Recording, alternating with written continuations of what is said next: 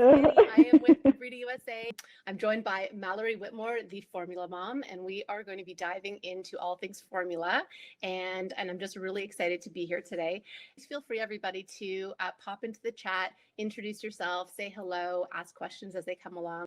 I also wanted to let you know that we are going to be doing a live FAQ at the end of the chat today. So there will be an opportunity to ask some questions. Again, feel free to drop your questions into the chat. We will be getting to those. We're also going to be, as I said, answering some at the very end of the chat. And if we cannot get to your questions, either in the chat or at the live portion at the end, we will be following up with everybody via email. So don't worry, we will get to your questions. With all that being said, Mallory, I would love if you could take a moment or two to introduce yourself. I'm sure you do not need any introductions, but I would love if you could give like a few moments of background about yourself, and so everybody will know. Yeah, absolutely. So I'm Mallory Whitmore. I am the face behind the Formula Mom on Instagram, TikTok, and on the web at theformulamom.com. I'm a formula feeding mom of two, as well as a certified infant feeding technician, and I run an online platform to help educate and support new parents to make informed formula feeding decisions. So that's sort of my brief spiel, but I'm so excited to be talking about formula with you guys today.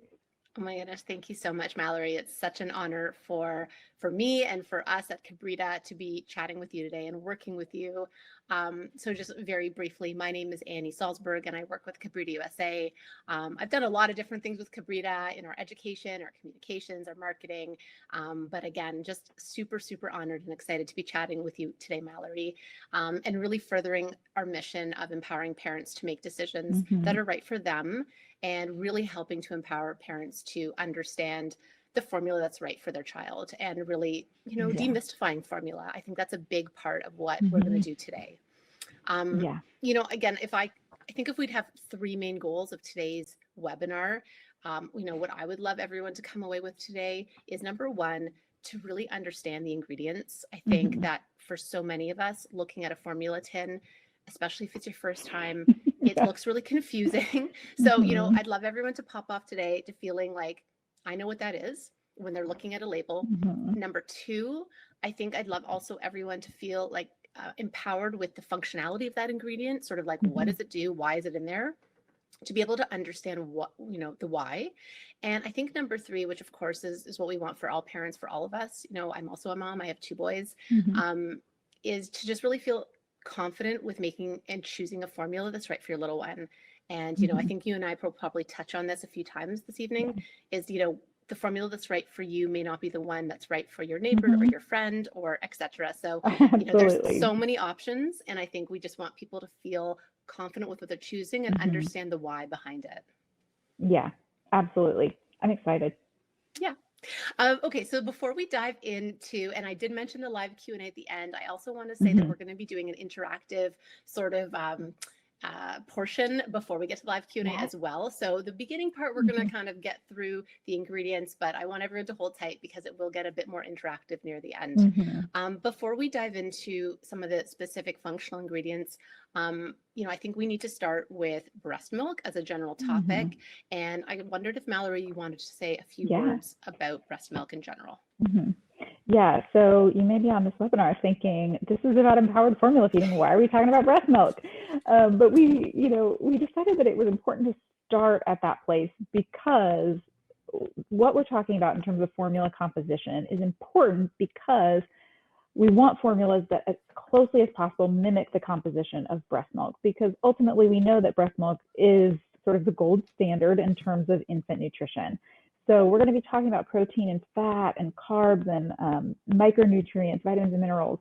And the reason why we're going through these compositional features in formula is because we want to mimic those compositional features of breast milk. And so, it does get a little tricky because there is that, the statement that you see on a formula can that says breast is best, and it's related to the World Health Organization's International Code of Marketing with formula and everything else. And we know that feels tricky sometimes, but it's important to know sort of why formula is crafted the way it is because of breast milk and the way that breast milk is naturally composed. So just a little a little tidbit there so that, we understand why we're talking about breast milk occasionally in this webinar. I really appreciate you saying that. And again, I think I think both of us may reference breast milk a few times. And again, I think it's, I always want to make it clear that we're not really, we are, and we're not comparing formula to breast milk. We're just trying to explain the why behind it, that function. And again, formula is modeled after breast milk. So that's the why. But again, we welcome any questions about that. And yeah, I'm really excited to dive in. So I think we'll start where many people have questions, and I think we'll start with protein. Yeah. And just so y'all know, we're going to go through all those macronutrients, protein, carbs, fat, and the micronutrients, vitamins, minerals, some additional extras. And we're going to jump right in. So let's talk a little bit about goat milk and cow milk, because those are the two biggest questions that I get about proteins and formulas. Yeah. So, great place to start. It's one of the first things you're going to see on a label. And I think the biggest question, at least that we get at Kabrita, is, why is protein source important, and what is the difference between cow and goat milk? So of course, I want to just start with the basics, that protein is really important for everybody, us as adults, as well as your little ones. It's going to be really critical for helping with the growth and development of the bones, the muscles, the teeth, the hair. It's important for your little one's immune system. So, protein source is super critical. And there are some really big differences when it comes to cow and goat protein. So if I'm going to talk about dairy, I'm going to first want to talk about that there's two main groups of proteins in dairy. So there are whey proteins and there are casein proteins. And Mallory, you mentioned breast milk earlier. And so, I would say that breast milk is whey dominant. Almost said West milk. Breast milk is about 60% whey proteins to 40% casein proteins. This is quite different. And actually on the next slide, you'll see the ratio of whey to casein in cow and goat. But suffice to say that whey and casein behave differently in the stomach. This little diagram here is a fairly simple visual of how you can expect the caseins to behave when they meet the acidic environment of your stomach. So everyone's tummy has acid in it, and that helps to digest your food. When it comes to casein proteins, they tend to curdle when they meet the acid. So they become, the technical word is like a coagulate. And so they become like, if you think of like Little Miss Muffet sat on her tuffet eating her curds and whey. Yeah. So it's like, look at the curds, right? And so what we know about cow milk curds is that they tend to be dense, and they tend to be large, and they tend to be, kind of have a lot of what we call tension. This is different from what happens with the casein curds in goat. Those casein curds tend to be smaller. They tend to be softer. They tend to have more space, kind of more, they look a little bit, I've seen them under the microscope. They tend to look more like clouds. So they're a little bit softer and less dense. And so when we talk about, what's the big difference between cow dairy and goat dairy, a lot of it comes down to casein digestibility. And I will show you what casein it has to do with in particular in a few moments, but really it comes down to the digestibility of the caseins, and the caseins in goat milk tend to be smaller and easier to digest. Yeah. And a note that this is not the A2 beta casein protein, which we'll talk about a little bit later, which is a big buzzword recently. What's the deal with A2? Those are not the type of casein proteins that curd. So this is a totally different alpha S1. Is that what it is? S1 alpha. Yeah, exactly. I get confused with all the technical names, but yeah. So this is another protein component that impacts digestibility. Yeah. And I wanted to also just quickly shout out that, we're throwing around some of these they're not necessarily technical, but, these words that certainly not necessary to know, but I think it's important for people who want to know the why, to know this is the backstory. There will be a little quiz actually at the end of this, but it will be fun. But again, I think it's important just for people to know, but the take home is really about the caseins in goat form smaller curds. The other piece that around protein that a lot of people ask, and they'll see on a label, has to do with added whey. And I mentioned this a bit earlier, and I did say that breast milk tends to be whey, or is whey dominant, so it has more of those easier to digest proteins naturally. If you see this pie chart here, you'll notice that both cow and goat, both of them are casein dominant, like I mentioned earlier. They are naturally 80% casein and only 20% whey. That's just how they are found in nature. And they're perfect like that. Now, when it comes to formula, because we're trying to model, that which is found in breast milk, many formula manufacturers will add additional whey to make that product easier to digest. Remember, I was saying that whey stays liquid, or it doesn't curdle the way the casein does. So it tends to be the easier to digest fraction or part of the proteins. And so adding additional whey, from our perspective as Kabrita, is desirable, because it will be even gentler for the child. And I'm curious, Mallory, from your perspective, is that something you typically encourage? Yeah, absolutely. The added whey is really important. And sometimes I think people don't realize if they have a formula and it does not include whey on the ingredient label, it's still going to have whey. It's going to have this 20% that's naturally occurring in the dairy milk. But given that we know that mature breast milk has about 60% whey, colostrum early breast milk has even more than that, the added whey is really important, especially for new little babies, for digestibility. So yes, love an added whey formula for sure. That's great. I'm just going to do a quick housekeeping piece. I noticed that we've had a few attendees, join us. So welcome everybody. Thank you so much for being here with us. We are really in, I don't want to say the weeds in a bad way, but we're like really deep into protein right now. So thank you so much for taking time out of your evening or late afternoon to join us as we talk about formula.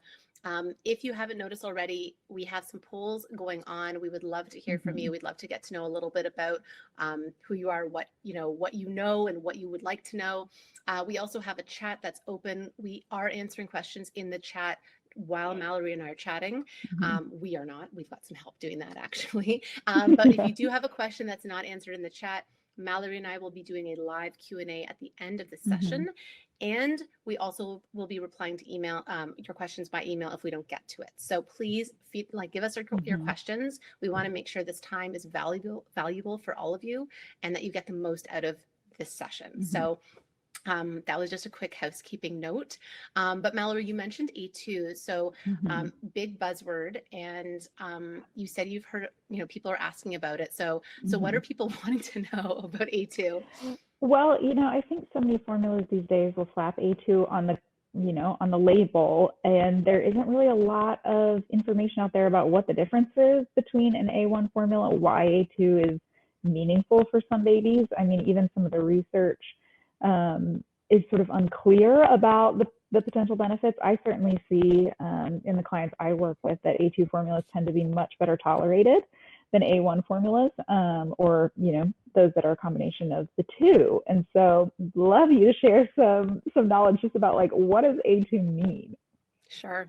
Yeah. So we talked earlier about caseins curdling. And I did mention that caseins refers to a group of proteins.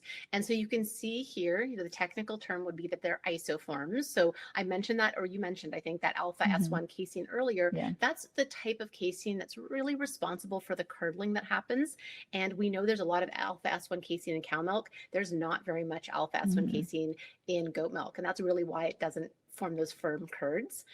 There's also beta casein, alpha S2 casein, and kappa casein. These are all isoforms of casein.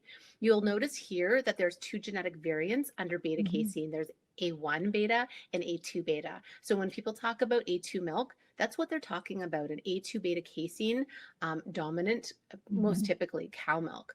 So, a long time ago, most of the cows, the Jersey cows, I believe, were A2 beta casein dominant in terms of their profile. And then over many, many years, that seemed to shift. And I think my understanding is that most of the cows here in the United States tend to be A1 beta casein dominant. Yes. In exciting news for those of us on the goat side, goats have always been and continue to be A2 beta casein dominant. So they are A2 by nature. They are naturally A2. But you are absolutely right. The A2 beta casein is not really related to the curd quality, or that's the A1, alpha S1 rather.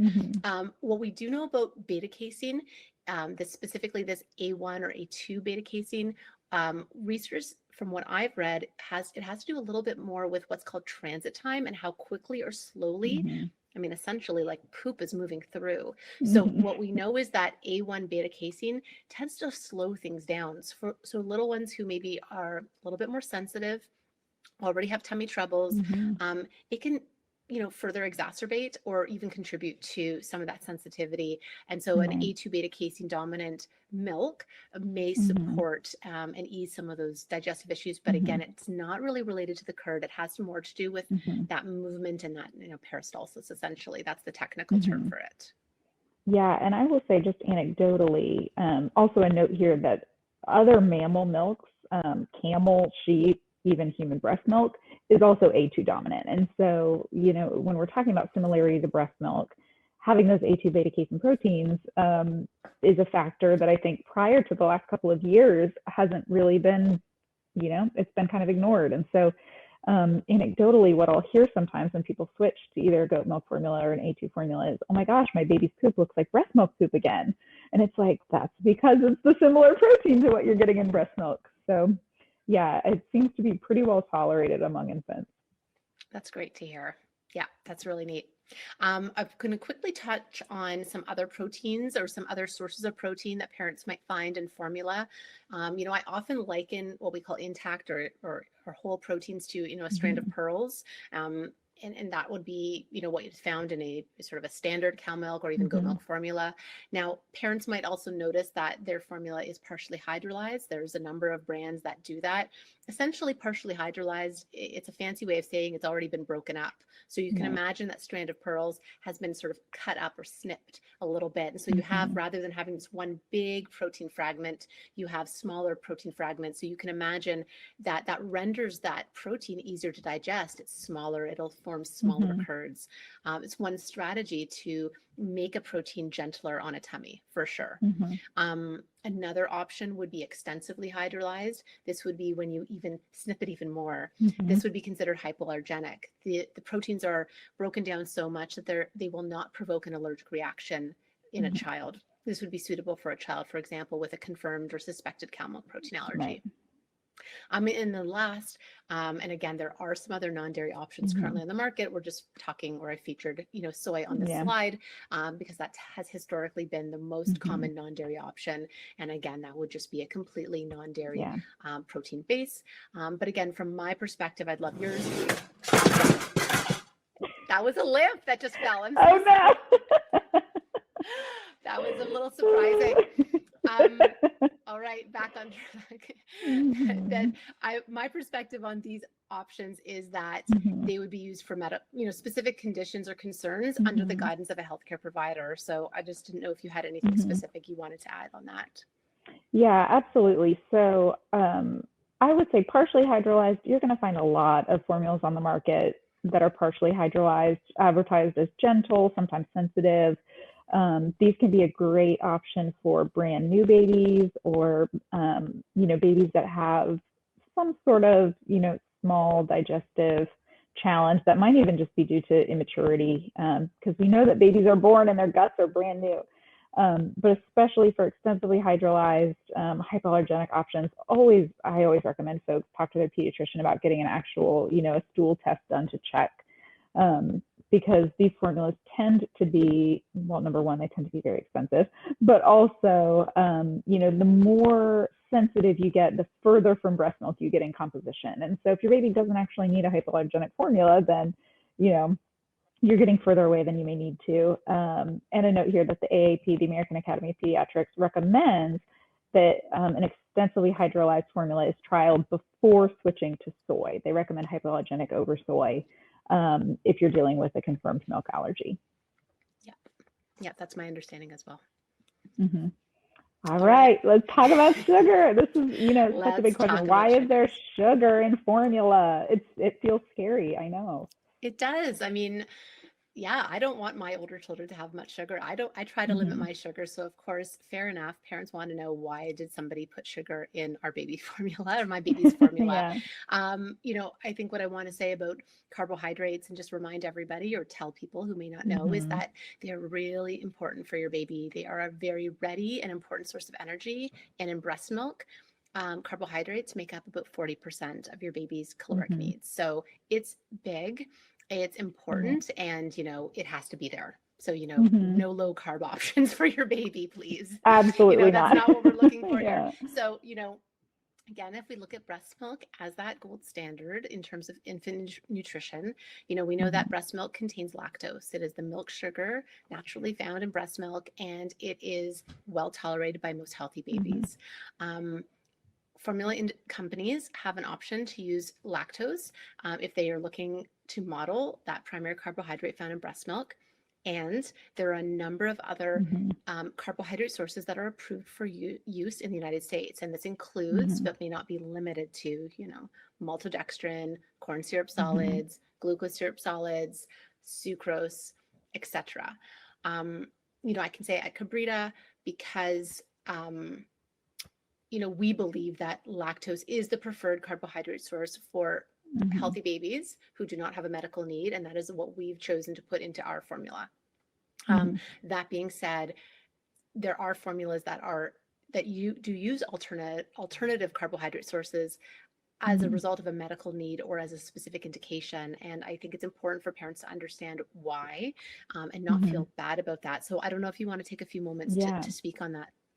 Yeah, absolutely. So I know as a parent, when I was first starting to look at formula for my daughter almost 5 years ago, it can feel concerning to pick up a formula and the first ingredient is corn syrup or corn syrup solids, right? Because we have been, indoctrinated by public health campaigns in the last, couple of years, the last decade or so, to avoid corn syrup. And so a few things I wanted to note here. First is that the corn syrup that you're going to find in formula is not high fructose corn syrup. So it's different structurally than that corn syrup that you hear about that you're like, we should really avoid.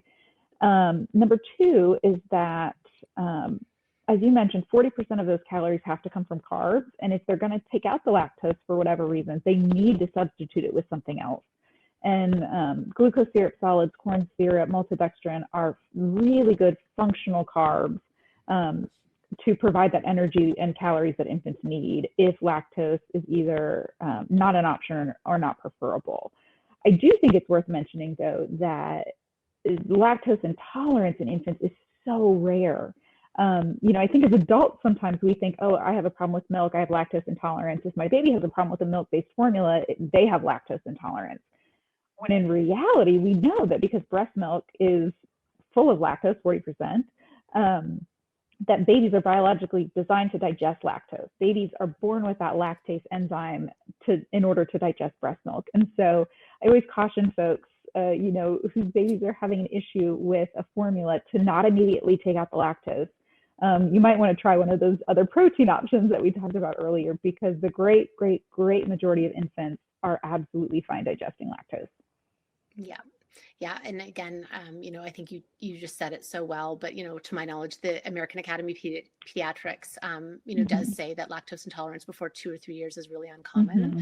So unless Yeah. your child's been diagnosed with galactosemia or Mm-hmm. congenital alactasia Right. or a very serious condition, Mm-hmm. it's relatively uncommon. Um, Yeah. and as you said that, but again, there are instances, even for children, for Mm-hmm. example, with a cow milk protein allergy, because there could be protein residue on lactose Right. because it comes from cow milk, they would be Mm-hmm. one of those hypoallergenic formulas I was mentioning earlier that Mm-hmm. would use an alternative carbohydrate source. So Yeah. again, you and I have talked about this before, and maybe this is the right place to mention it. I'm Mm-hmm. so reluctant to label ingredients in formula as good or bad. Oh, yeah, I just absolutely. really They're think, all functional. Yeah. yeah, like stepping away from that narrative again, we try to frame Mm-hmm. it as, our decision for the formula that we're providing, is Mm-hmm. lactose is the preferred source, but we just want to recognize that it's not right for every Mm-hmm. baby. And if your child has a Yeah. confirmed allergy, then they will be using a formula Mm-hmm. that has most likely corn syrup solids in it, Mm-hmm. because it is risky to give that child lactose. So Mm-hmm. I don't want any parent to ever feel like they're getting a less than choice. And again, we talked Yeah. about this a bit earlier, Mallory, and I just think Mm-hmm. it's so important. And my hope is that when parents understand the functional nature of each ingredient, it Mm-hmm. will shed some light on that. Yeah, absolutely. I mean, my big thing is the very best formula is the one that works for your baby. And so, Love we that. can talk all day about, in a perfect ideal world, this is what breast milk is made, and this is, how we can make a formula as close to breast milk as possible. But if your baby doesn't tolerate it, or, any number of different situations, then that's not the best formula for you. So I yeah. love it. Can I That's make that into a important. bumper sticker? It's like the best part of Yes, is the one that works for you. I would buy and sell a million of them. Yes, That's amazing. absolutely. Okay. Okay, next Yes. macronutrient. Yes, fats. So this is another common one of, why in the world are there plant oils in my baby's formula? Yeah. And we get asked that, It's confusing. yeah, it is super confusing, fairly. We Hmm. receive questions about our fat blend a lot at Kabrita. Again, just like carbohydrates. I mean, of course, protein is so important. We talked about why it's important for digestibility. It's really one of the first things people see, and sort of a huge point of Hmm. difference. Then people often look at the carb source and they're like, oh, are there refined sugars in this formula? And then they often look at this long list of plant-based oils and they kind of like raise an eyebrow. Hmm. But people need to know that fats are really important. Again, just like we don't want a low carb diet for your baby, you don't want a fat-free Hmm. diet for your baby. Right. Breast milk also delivers about 40 to 50% of its calories through fats. And it's really important not only for the brain and visual, like the brain of your baby, the Hmm. vision of your baby. It also is a great way to deliver fat soluble vitamins, vitamins like A and K and D and E. So Hmm. fats are important. And again, the way a formula will do that is by using a blend of plant-based oils. So what I've got Hmm. on this slide here are a lot of the most common plant-based oils that most parents will recognize as being in most of the formulas on the US market. Hmm. And what you'll see on the far right side are fatty acids. So when we look at breast milk and the fats in breast milk, it's made up of a number of fatty acids. You can think of fatty acids almost like the building blocks of fat. So again, when we Hmm. think of fat, it's not really just one homogeneous thing. It's not all the same. It's made up of individual fatty acids. Breast milk has, let's just say 25% of breast milk fat is palmitic acid. A Hmm. good portion, I don't remember the exact number, is oleic acid. Another good number is linoleic acid, etc. So it has all these different fatty acids. And the goal of formula manufacturers is to model that Hmm. composition. And as you can see here, not any one of these plant-based sources that I've listed here provide that full composition. A lot of us, especially, if one is trying to favor sort of a healthy diet, maybe you're on a Hmm. coconut oil craze. That's great. Coconut oil provides a lot of lauric, myristic, and palmitic fatty acid. So that's great, but it does Hmm. not have oleic, linoleic, and some of the other fatty acids that are important in breast milk.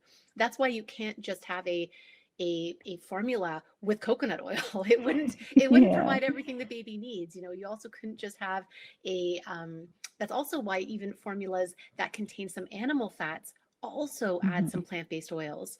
That's not so common in the US, Hmm. but that is common from some other countries. But again, those Hmm.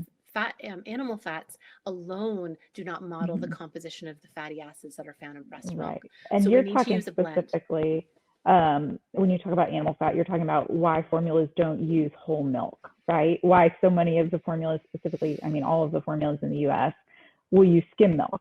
And, people a lot of times are like, well, why would you take away the fat from the milk and then add in fat from the oils? And it's what you're saying that, the milk fat that you're going to get naturally in a whole milk or in a whole goat milk is not going to have the same profile of essential fatty acids that we need for infants.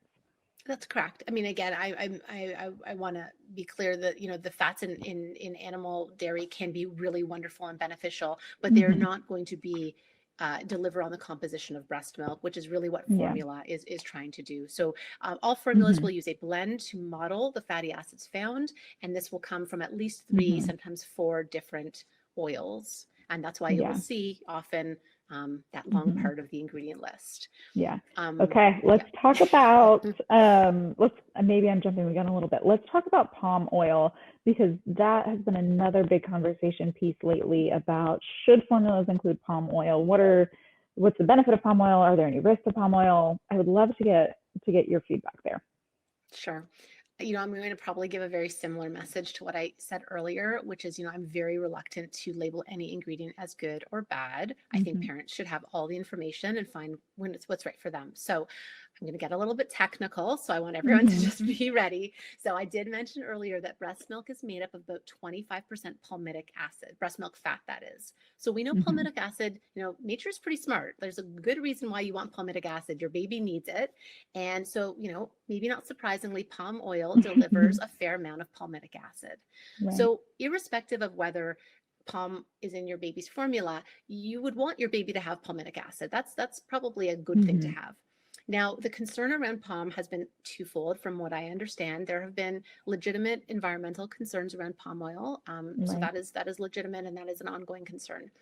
The second concerns that a lot of people have expressed is this relationship between the consumption of palm oils in baby formula and reduction of calcium absorption, harder poops, and lower essentially like bone mass or bone density for babies, and probably as a secondary effect to not absorbing that calcium.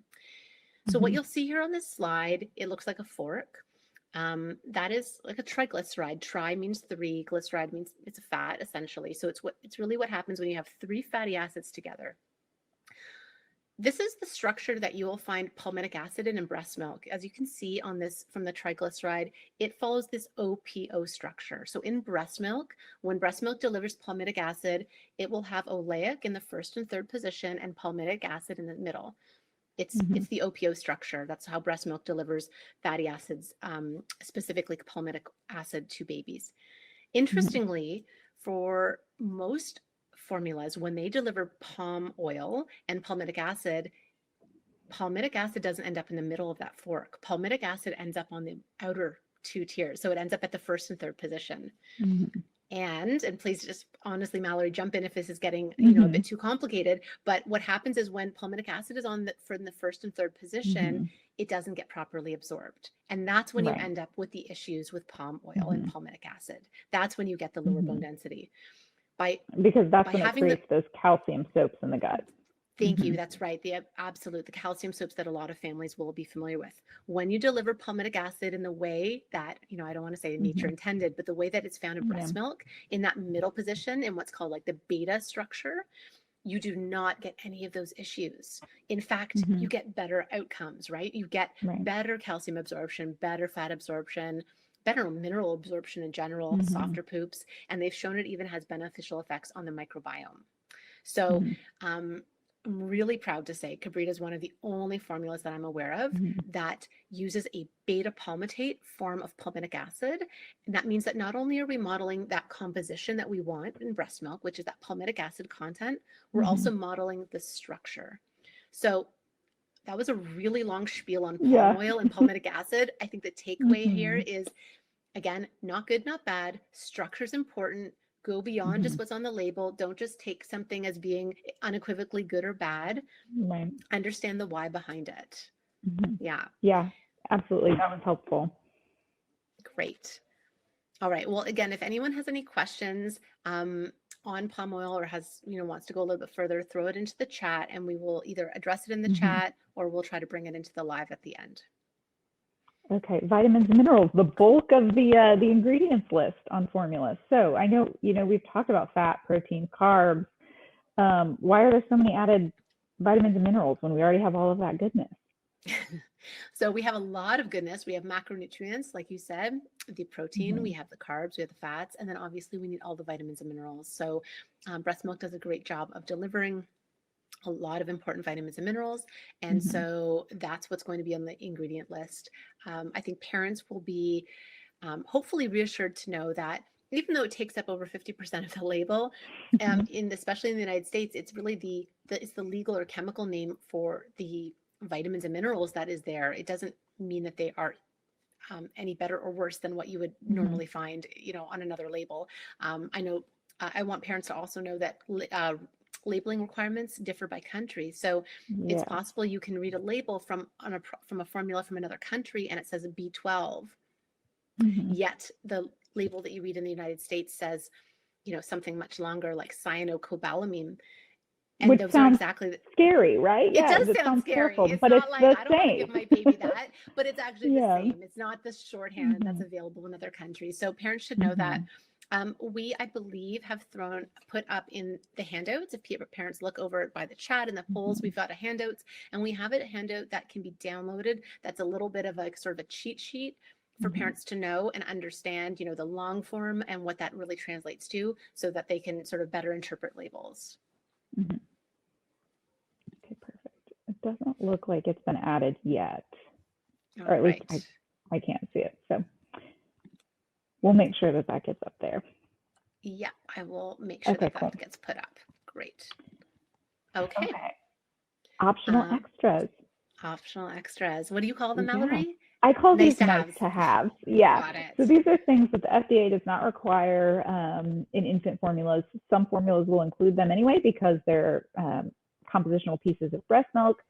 Some do not. So these are my nice to haves.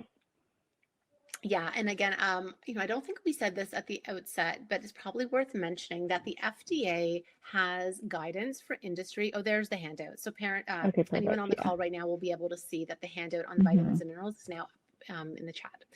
So yeah, parents should know that the FDA has guidance for industry, so manufacturers on maximum and minimums for a lot of those macro and Mm-hmm. micronutrients that we've been talking about.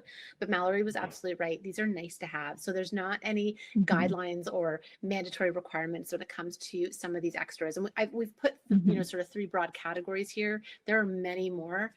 Mm-hmm. That's how a lot of formula manufacturers distinguish themselves. In fact, they sort of put all Yes. these different design, well, I almost Yeah, call them the designer marketing ingredients. piece. Yes, Yeah, I have heard that. yeah, but again, so we Mm-hmm. won't necessarily spend too long here. I mean, certainly Kabrita, has added prebiotics and DHA and ARA, but again, I Mm-hmm. think that parents should know that these are, again, they're voluntary, they're Mm-hmm. optional, and I think you made a great point previously, Mallory, that parents can Mm-hmm. certainly add these kinds of things Yeah. often if they desire it. Mm-hmm. Yeah, absolutely. Nordic Naturals and Mary Ruth's Organic make a DHA supplement. You can get there a variety of prebiotic or probiotic supplements. So if you're using a formula and it's working well for you, but you wish that it had some of this other stuff, you can always supplement separately, which is a nice option for people to have. Yeah, I love options. Parents should have more options. It's Yes, always more important. more options, more info for sure. All right, Okay. let's talk a little bit about imported formulas because this is a question that I get a lot. This is a question that I had when I had my first child. Like, what's the deal with the European formulas? And I know, my perspective, and I know that you share this, is that you have to look at each formula individually and sort of on its own merit, right? We don't want to say that all palm oil is bad, and on the same token, we don't want to say that all European formula is better.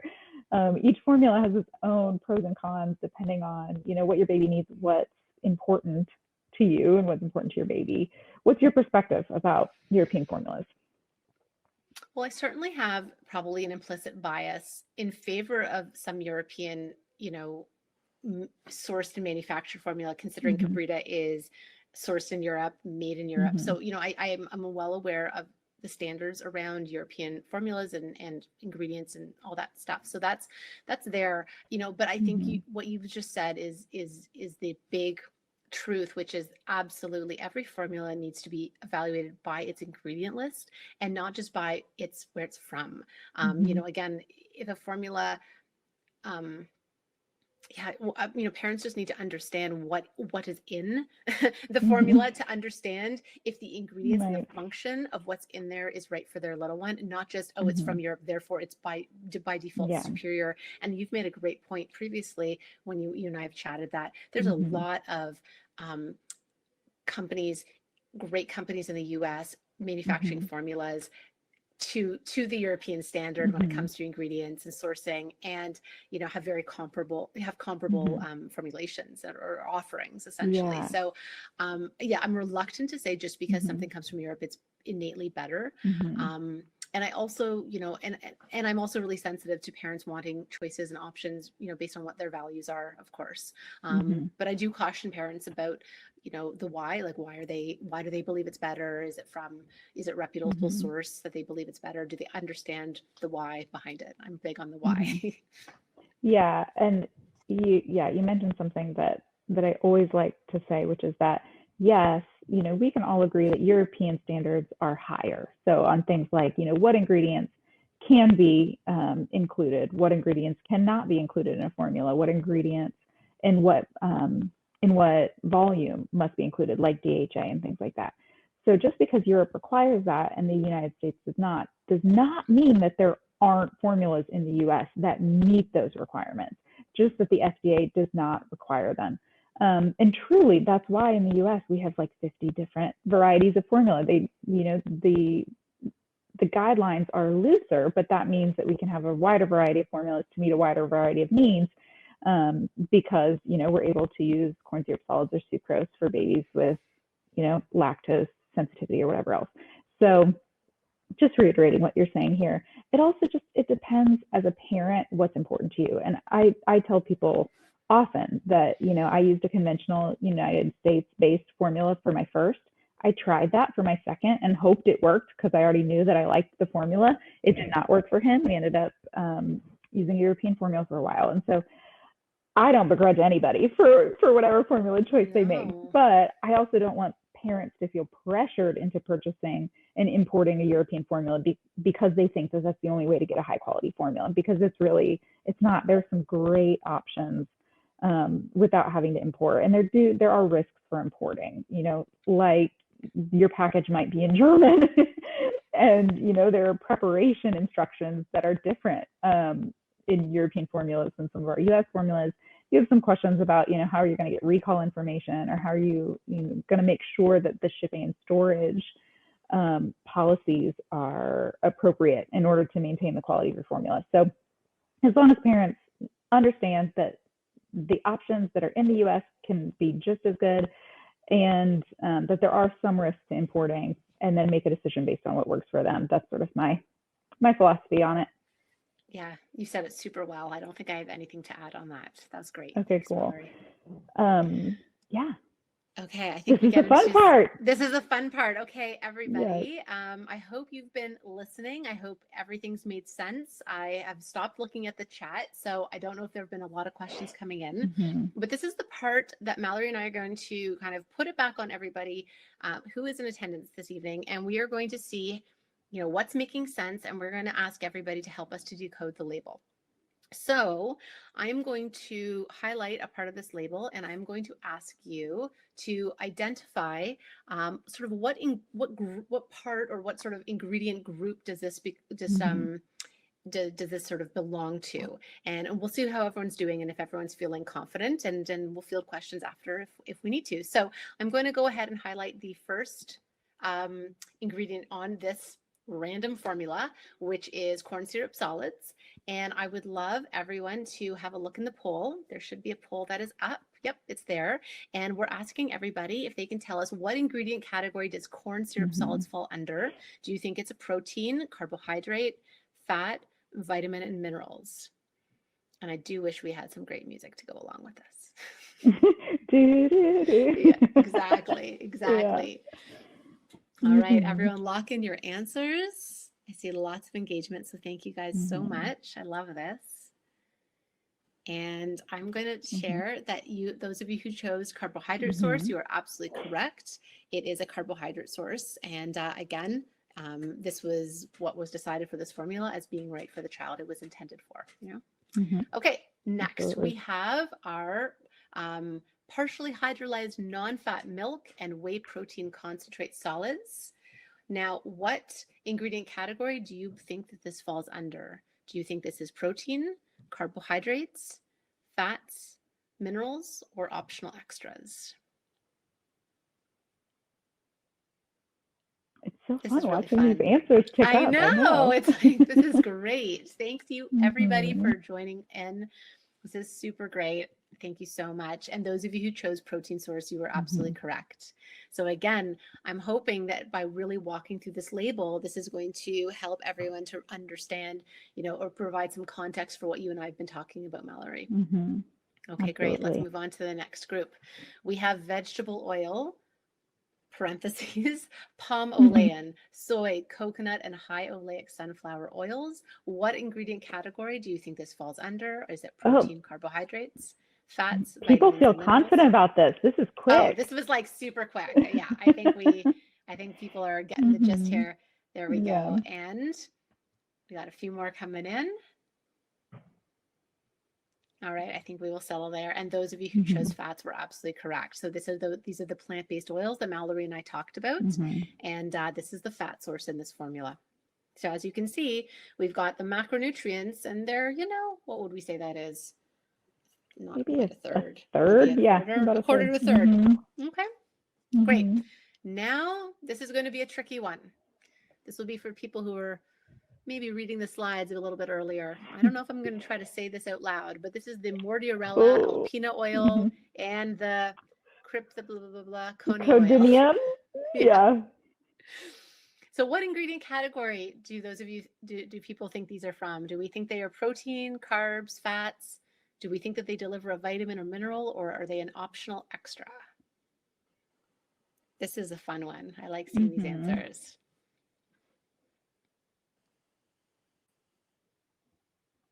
Yeah, and I think these are the kind of Mhm. ingredients, honestly, that really, throw parents off in the aisle at midnight when you're Mhm. trying to choose your What even is formula. this? Yeah. Okay, so this Mhm. is DHA and ARA. So for those of you who maybe didn't see or hear from a previous Mhm. slide, we did mention those optional extras, and there are a number of options in Mhm. formulas. This would be an algae source, so that means it's from algae, Mhm. it's not from fish. It would be an algae source of DHA and ARA. Mhm. Yeah, and a note here that if you are getting a formula from Europe, you might see on the label that it says algal oil or fish oil instead of this Mordiarella alpina oil, Yeah, yeah. which, neither of them say DHA, which would truly be the most helpful. But Yeah. yeah, that's what that is.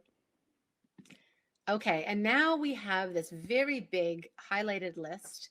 I'm not going to read it all out, but I'd love to know what everybody, what ingredient category, this big part of the ingredient label, this almost 50% is a part of. Do you think they're protein, carbohydrates, fats, vitamins and minerals, or optional extras? And I see a lot of people have very quickly also locked in Mhm. their answer. And I think Yeah. it's almost unanimous. Well, Mhm. maybe not totally unanimous, but I will share that these are vitamins and minerals. So as you and Mhm. I talked about, Mallory, this tends to take up a big chunk of the real estate Mhm. on the ingredient list. It tends to have hard to pronounce and unrecognizable words. Mhm. And again, for those of you who haven't already, if you go into the handout section, you can download our cheat sheet and hopefully get a little Yeah. bit of a leg up when it comes to sort of interpreting Mhm. these more technical sounding names. Yeah. Absolutely. Great. So this was a gentle or sensitive formula, brand, no brand associated with it, but Mhm. this is what a parent might come to expect if they were currently using and or looking for a gentle sensitive option for their little one. So just Mhm. to sort of come full circle there. And again, as a point of, I don't know if it's a point of comparison, but again, for those of you Mhm. who are curious about Kabrita, either are using Kabrita or interested in trying Kabrita, this would be how Kabrita's label would look. We would have our carbohydrate source there, the lactose, followed by our protein source, which is that goat milk plus adapted whey. So we add the whey. We Mhm. have, as we talked about earlier, that sort of special fat blend, that high 2 or that beta palmitate, and that special structure. We have obviously all of our big, vitamins and minerals list near the bottom. We also have that DHA and ARA, that Mordiarella alpina oil, and the Cryptocodinium coney oil. And we do also have that other optional extra, that Mhm. galacto-oligoside, that's prebiotics. Yeah. And that's sort of, the what's it called? Yeah, the quick way of looking at a label Mhm. essentially and trying to sort of parse out what everything is and what it does. Absolutely. I'm going to just quickly touch on this free trial offer before we jump into the live Q&A. So I hope Mhm. everyone has, enjoyed this information. I'm really curious and excited to hear what type of questions everyone has. Mhm. But I really wanted to make sure that everyone in attendance today understood or knew about the free trial offer that Kabrita does offer for individuals who are looking to either make a switch or try something different. We have a trial kit rather. It is a $30 value. And again, it Mhm. includes 150 grams of our formula along with a sample size of our porridge, our snack puffs, and a booklet that includes some Mhm. coupons that can be redeemed in store or online. Mhm. And so again, if people are curious, if they've not tried Kabrita yet, I think it's a great way to Mhm. obviously give Kabrita a try. We've talked a lot about why goat milk may be an option. We talked a little bit about some of the Mhm. attributes that we think are important in formula, and we just think it's a great option for Mhm. individuals who are weaning or supplementing or have a sensitive tummy. and we're just really proud of the product that we've put forward. Yeah, absolutely. And I will let you guys know that I'm going to be doing a Q&A about our personal experience with Kabrita for my son. I'll post that question box tomorrow and then start answering some questions. And I got started with Kabrita because I got this free trial kit. And, this was 2 years ago before I started the Formula Mom and everything else. And it is a box of goodies. There's lots of fun stuff in there.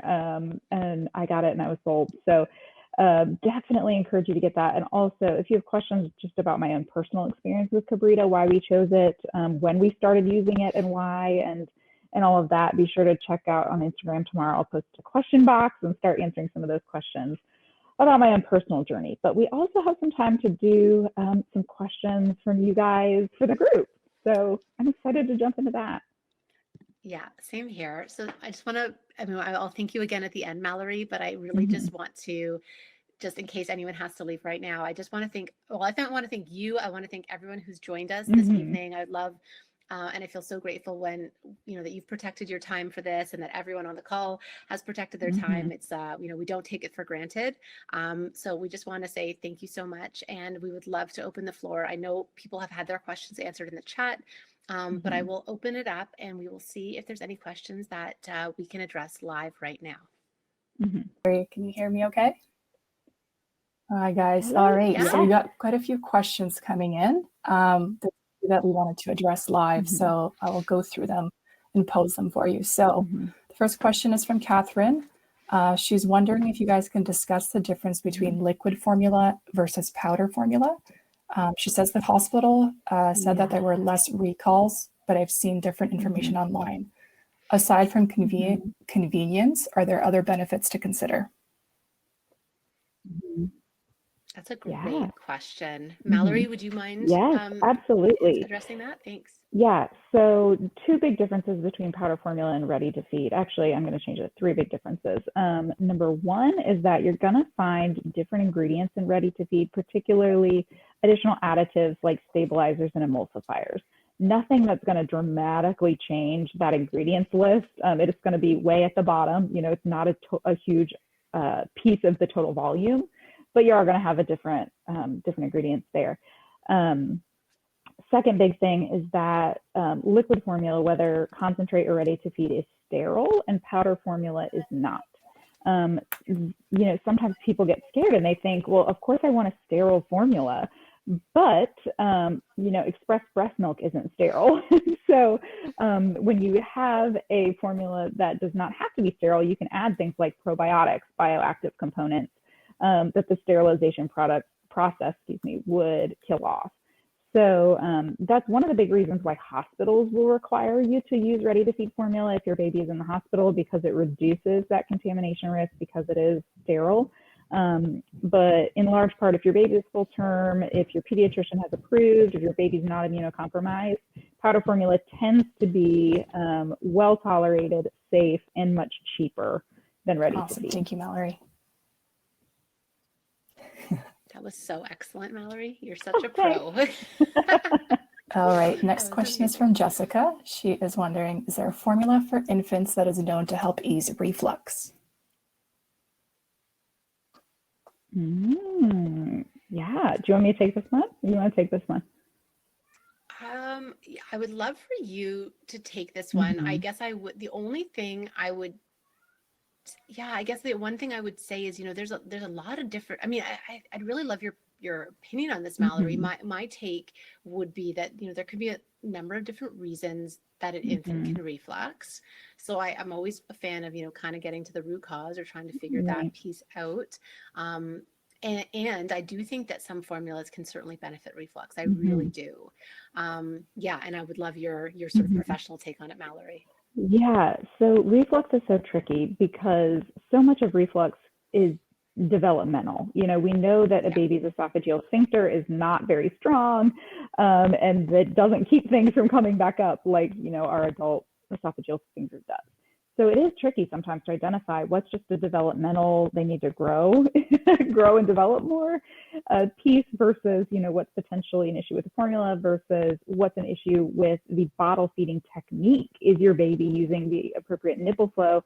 Are they gulping? Is their latch incorrect and they're getting too much air as they're sucking, and that's creating gas, which creates reflux? So it is difficult to try to identify if it's a formula problem. That said, a thickened formula can sometimes help. And so there are thickened formulas that exist already thickened. They're often called added rice starch. You can also use a dedicated thickening agent. I always recommend gel mix, specifically made for breast milk and formula, and you can use it to thicken any formula. So that really provides a lot more flexibility in terms of, find the formula that works for everything else, and then you can thicken it if needed for reflux, versus if you go with a formula that is already thickened, you sort of get the ingredients that you get, which may or may not work for your baby. And sometimes the added rice starch can cause constipation. And so, using a dedicated thickener gives just a little bit more flexibility there. Great, thank you. Okay, next question is from Amanda. She's curious about palm kernel oil, mostly because she's found that palm oil and all other formulas that she's tried has constipated her baby. I don't know if either of you could speak to that. I'm happy to tackle this. I'm trying to remember if palm kernel oil is a significant source of palmitic acid. Sorry. Yes, thank you. Sorry, I'm just rereading your question. Palm kernel oil, to my recollection, and we can absolutely follow up with you by email, I would like to confirm this, but as far as I can recall, I don't believe that palm kernel oil is a significant source, surprisingly, of palmitic acid. And it's interesting that you do note that the palm oil and other formulas has constipated your baby, as we were talking about, and as it sounds like you remember.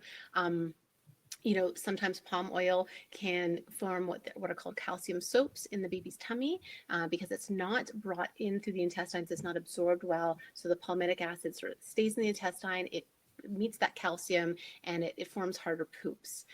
So certainly considering a formula with beta palmitate could be an option. But again, I'm going to say I don't believe palm kernel oil will be a significant source of palmitic acid, so I don't believe it would be an issue. Do you know, does that sound familiar to you, Mallory? But I can follow up with that on my end. To be honest, I'm not sure. Kabrita is the only formula that I am aware of off the top of my head that specifically uses palm kernel versus just regular palm oil or palm olein. And I know that the palm oil and the palm olein, tends to cause trouble, or I shouldn't say tends to, can cause trouble in some instances. Right. I have not heard the same about palm kernel oil. I'm not sure functionally what the difference is, but just anecdotally, that doesn't seem to have the same sort of effect. Okay. Yeah. We will follow up. I would like to confirm that on my end now. Yeah, we'll definitely follow up with it. Yeah. All right. Next question may be more geared to Mallory. Amy asks, can you address combination feeding, pumping and formula? Yeah, absolutely. Gosh, so there are so many things, right? I don't know specifically if you're asking how to combination feed or how do you pick a formula. If you're planning to combination feed, I think from the formula piece, if your baby has done well with breast milk, your baby will likely do well with a formula that has a lot of the same attributes as breast milk, meaning that added whey, the lactose, some of those additional, nice to have extras.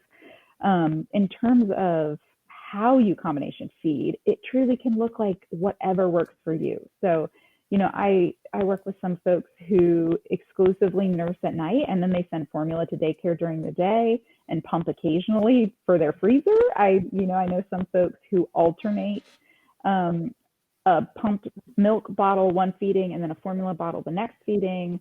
Some will combine pump milk and formula in the same bottle at a 50-50 ratio or a 25-75 ratio. Truly, it can look like whatever you want it to look like, whatever your supply is, whatever works for you and your family. There is no hard and fast rule about how to combination feed the right way. It can be whatever works for you, keeping in mind, though, that the milk that you withdraw through pumping or nursing is going to dictate your supply going forward. So it might not be possible to only pump or nurse twice a day and maintain your supply. But outside of that sort of biological limitation, it can look like whatever you want. Awesome. Thank you. All right, so looking at the time, we're at the hour mark. We have quite a few more questions, so maybe we can address one more, and then I think we could try to wrap up and address everyone else after the webinar directly with your questions. All right, perfect. Yeah.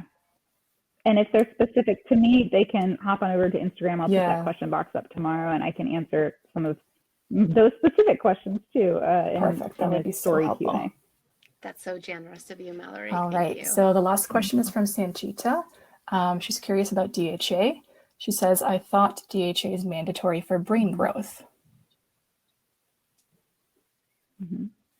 Not in the US. Yeah. not according to the FDA.